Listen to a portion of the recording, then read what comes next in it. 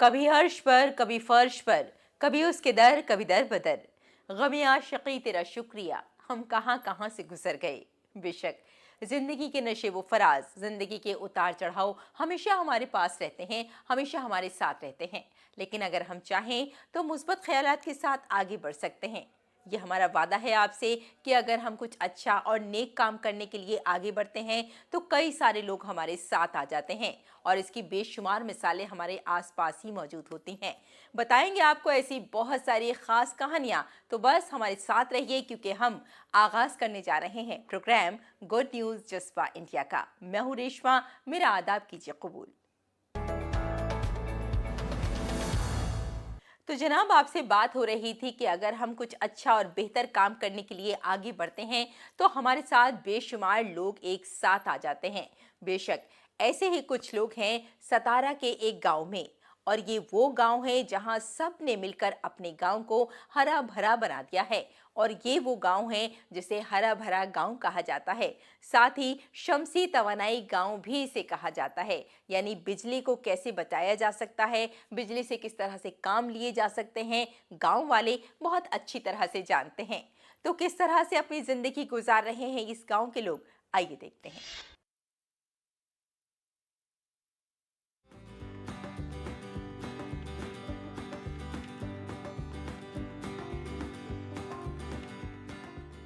सतारा जिले के गांव मनियाचीवाड़ी ने लगातार 2 साल तक हर साल 50 लाख रुपए की इनामी रकम के साथ माजी वसुंधरा अवार्ड जीता। ये गांव इस इनामी रकम के कुछ हिस्से को कम्युनिटी की शिरकत के साथ इस्तेमाल करके रियासत का पहला शमसी गांव और सही मायनों में हरा भरा गांव बन गया है। मानियाचीवाड़ी सतारा जिले के पट्टन तालुका में वाक़ है, जो सहदरी पहाड़ी सिलसिले में वाक़ है, जिसकी आबादी तकरीबन 400 है। इस गांव ने कई सालों में रियासती हुकूमत की तरफ से मुनाकिद की गई मुख्तलिफ मुसाबकती मुहिमों में मुसलसल अवार्ड जीते हैं। गांव को गुज़िश्ता मुसलसल 2 सालों से माजी वसुंधरा मुहिम के तहत मजमूई तौर पर 1 करोड़ रुपए का अवार्ड मिला है। इस इनाम के एक हिस्से और कम्युनिटी की शिरकत के जरिए हर घर से 40% सरमायाकारी और 60% इनामी रकम से गांव के हर घर ने शमसी तवानाई पैदा करना शुरू की। इसके अलावा स्कूलों और ग्राम पंचायतों के दफातर में शमसी तवानाई के मंसूबे लगाए गए।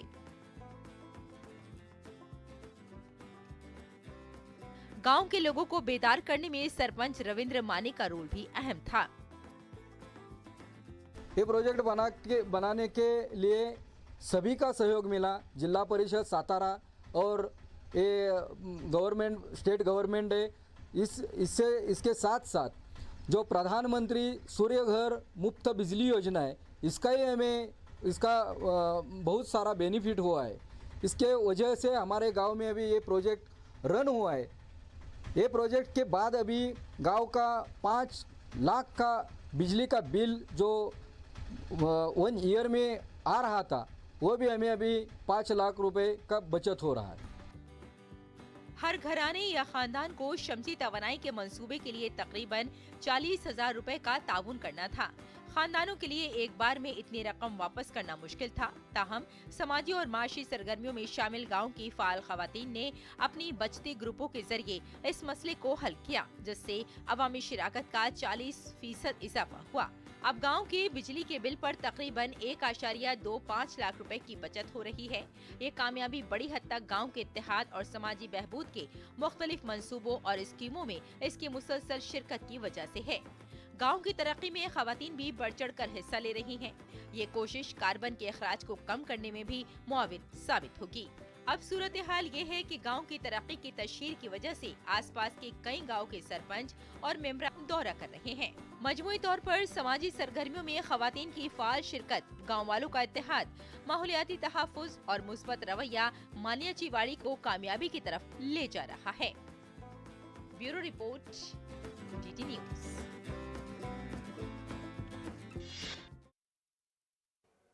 दोस्तों, ये तो हम सभी जानते हैं कि हर साल दिल्ली एनसीआर के लोग पराली जलाने से परेशान हो जाते हैं।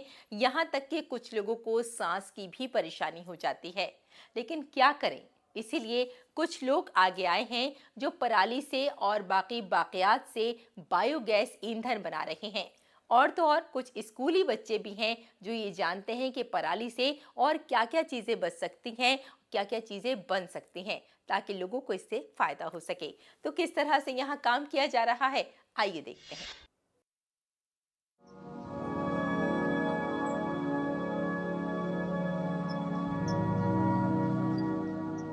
शुमाली हिंदुस्तान, बिलखुसूस दिल्ली और एनसीआर के लोगों को पराली जलाने की वजह से काफी परेशानी का सामना करना पड़ता है। हर साल धान की कटाई के बाद हरियाणा, पंजाब और मुल्क की राजधानी दिल्ली में अचानक आलूदगी बढ़ जाती है। इसकी बड़ी वजह धान की फसल की कटाई के बाद बच जाने वाली बाकियात को जलाना समझा जाता है। इस मसले से छुटकारा पाने के लिए उत्तर प्रदेश के हापुड़ जिले के पटना मुरादपुर की फैक्ट्री में एक बेहतरीन हल तैयार किया जा रहा है। यहाँ पर पराली से बायोमास ईंधन तैयार किया जा रहा है।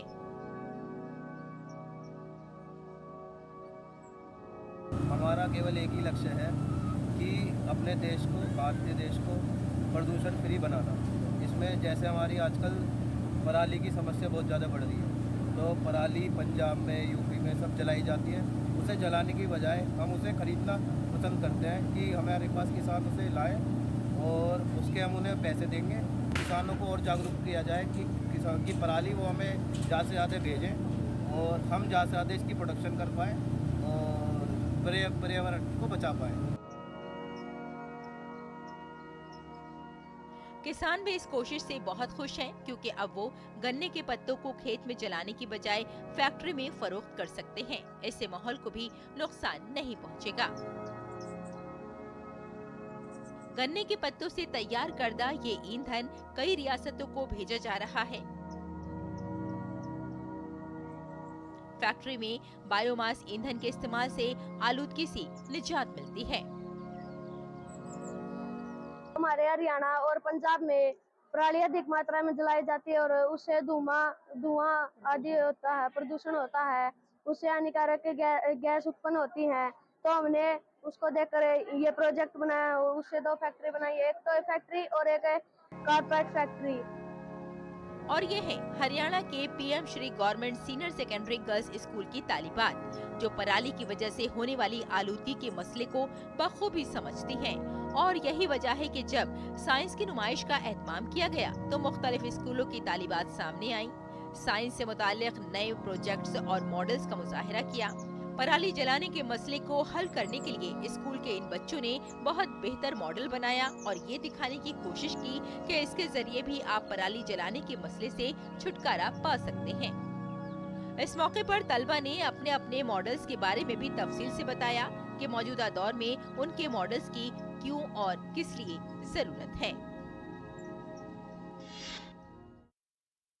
और यहाँ लेते हैं एक छोटे सा ब्रेक, जल्द हाजिर होते हैं। आप देखते रहिए good news just by India का।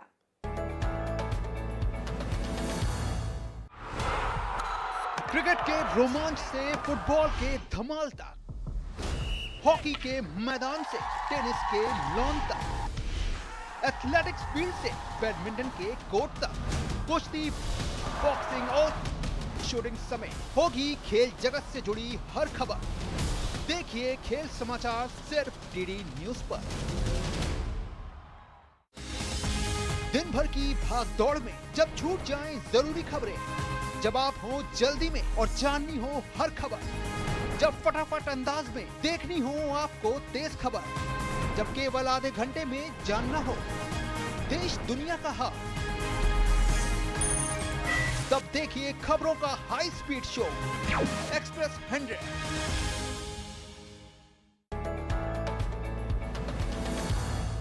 और चलिए अब आपकी मुलाकात कराते हैं 2 ऐसे लोगों से। एक ऐसी हैं जो आंख से देख नहीं सकती और एक ऐसे हैं जो चल नहीं सकते, यानी उनका पैर नहीं है, यानी दोनों ही दिव्यांग हैं, लेकिन उनके अंदर गजब का जज्बा है। जिंदगी को मुस्बत तरीके से देखते हैं, यहाँ तक कि एवरेस्ट पर भी चढ़ जाते हैं। तो किस तरह से इनकी पूरी जिंदगी गुजरी है, किस तरह से लोगों को भी बेदार कर रहे हैं कि अगर हम दिव्यांग हैं तो कोई बात नहीं, जिंदगी बहुत बड़ी है, जिंदगी बहुत वसी है, हमें आगे बढ़ना है और अपनी मंजिल तक पहुंचना है। वाकई अगर ऐसे लोग हमारे आसपास हों तो जिंदगी में क्या कुछ नहीं हो सकता। तो किस तरह से इनकी जिंदगी गुजर रही है, आइए जान लेते हैं। कोई भी मिशन न सिर्फ एक फर्द के लिए बल्कि पूरी दुनिया के लिए तहरीक का बाइस बन जाता है। शराकतदारों ने मिलकर जो भी कदम उठाया उससे ये साबित हुआ कि जब इंसानियत के हाथ एक दूसरे का साथ दे तो कोई भी ख्वाब नामुमकिन नहीं होता। चौमजिंग जो नहीं देख सकती और विनोद जिनका एक पैर नहीं है, इन दोनों ने ही एक अनोखा काम कर दिया। एवरेस्ट बेस कैंप का सफर किया। चौमजुंग माजूर हैं, लेकिन एवरेस्ट बेस कैंप पर चढ़कर उन्होंने साबित कर दिया कि कुछ भी नामुमकिन नहीं है। How was your walk today? Initially starting में बहुत अच्छा था, तो जैसे जैसे दिन बढ़ते गए आगे it was very very tiring. How do you feel now? Now very energetic, very nice, Okay. And we reach almost. No, you're sitting in a tea house. You reached Tengoche. We reach to our destination. Everest base camp का 132 kilometre ये सफर दोनों के लिए अनुषा सुब्रमण्यम के Bohemian adventure और टिंकेश कौशिक की टिंकेश ability foundation के इश्तराक से मुमकिन हो पाया है। अनुषा और उसके कारोबारी पार्टनर गुनीत पुरी एडवेंचर से मोहब्बत करने वाले एक दिव्यांग अफराद को अपने जज्बे और मिशन को आगे बढ़ाने में मदद करते हैं।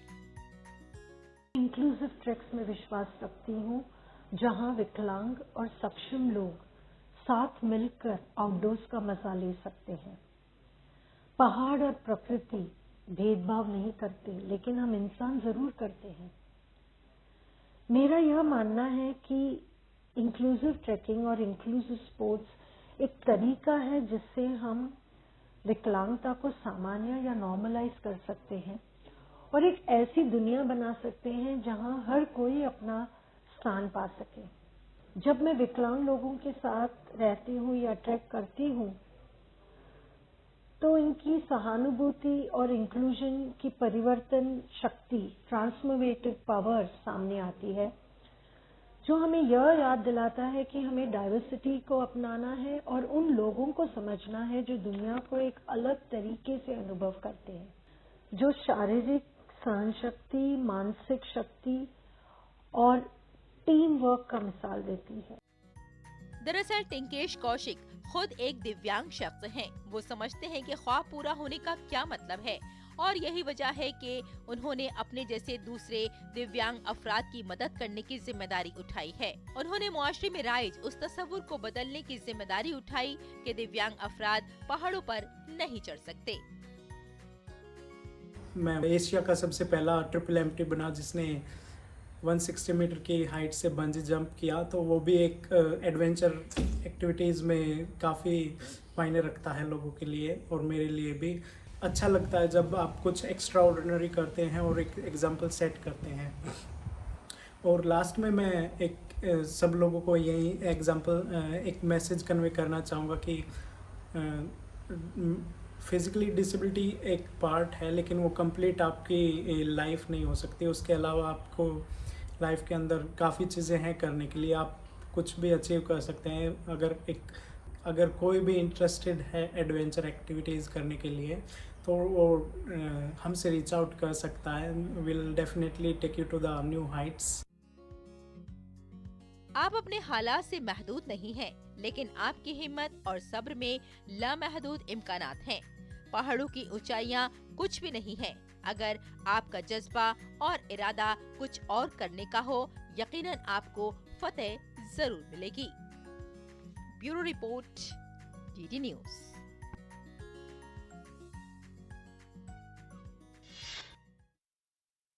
कैंचियां हमें उड़ने से भला क्या खाक रोकेंगी, हम परों से नहीं हौसलों से उड़ा करते हैं। बेशक जिंदगी में अगर हिम्मत है, हौसला है तो हम क्या कुछ नहीं कर सकते। और यही हौसला, यही हिम्मत हमें दिलाते हैं कुछ दिव्यांग, बेशक अगर वो दिव्यांग है लेकिन उनके अंदर जिंदगी को मुस्बत तरीके से देखने का जज्बा है, कुछ बेहतर और अच्छा करने का जज्बा है, इसीलिए उनके लिए अब बनाई जा रही है दिव्यांग चेयर, यानी कि उन लोगों के लिए एक ऐसी कुर्सी बनाई जा रही है जिस पर बैठकर वो अपना रोजगार कमा सकते हैं, जिंदगी में आगे बढ़ सकते हैं और बहुत कुछ कर सकते हैं। तो किस तरह से ये चेयर काम करती है, आइए देखते हैं।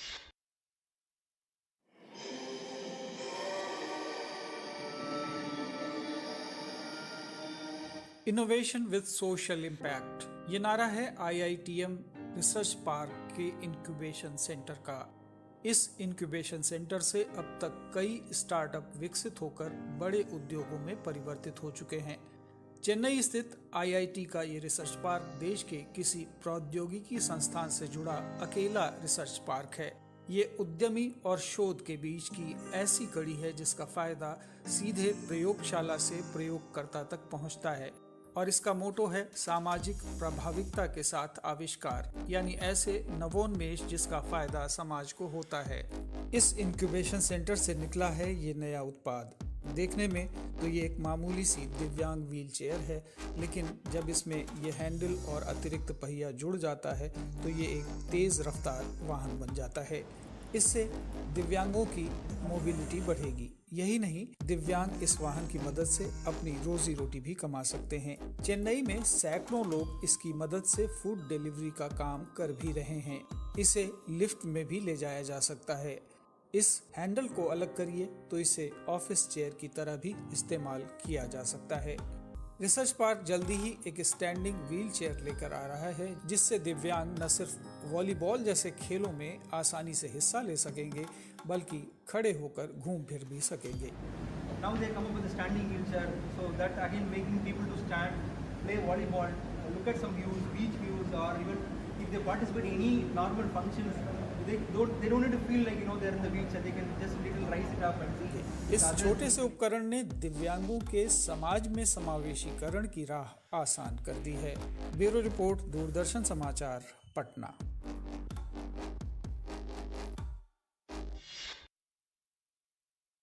और यहाँ लेते हैं एक और छोटा सा ब्रेक, जल्द हाजिर होते हैं। आप देखते रहिए गुड न्यूज जस्पा इंडिया का।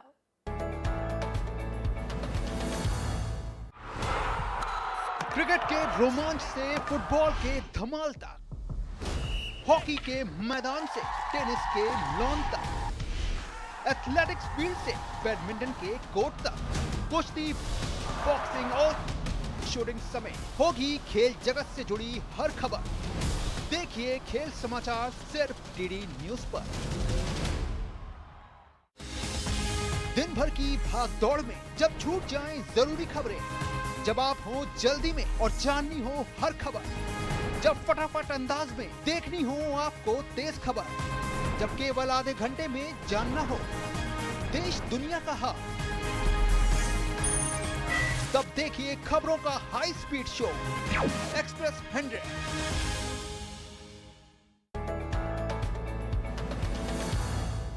और अब मुलाकात कराते हैं आपकी मनीष मीना से। ये वो इंसान हैं जो सोचते हैं औरों के लिए, ये वो इंसान हैं जिनके दिल में दर्द है औरों का, ये वो इंसान हैं जो दिव्यांग लोगों के लिए काम कर रहे हैं। बेशक इन्होंने अपनी जिंदगी बहुत मुश्किल से गुजारी, बावजूद इसके ये उन लोगों के लिए काम कर रहे हैं जो गरीब हैं, बेसहारा हैं, दिव्यांग हैं। और जानते हैं आप, ये चाहते हैं, बल्कि इन्होंने अपनी चाहत पूरी की। हेलीकॉप्टर में दिव्यांग बच्चों को सैर करा के, बुजुर्गों को सैर करा के, यानी जो कभी उन्होंने सोचा नहीं था, उनके ख्वाबों को पढ़ दिए हैं इन्होंने। तो किस तरह से इन्होंने ये खास काम किया है, आइए जानते हैं इस स्टोरी में।